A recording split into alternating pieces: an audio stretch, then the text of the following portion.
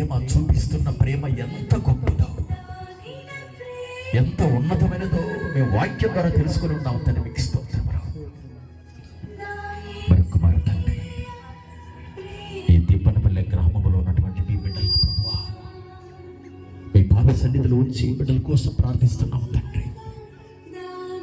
ఈ గ్రామాన్ని భయం ఆవరించి ఉంది తండ్రి.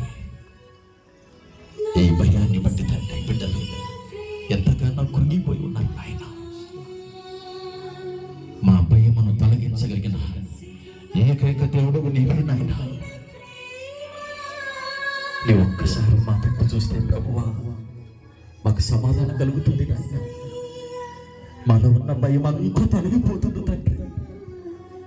ఒకవేళ ఈ గ్రామంలో దుష్ట శక్తులు ఉన్నట్లయితే ప్రభువా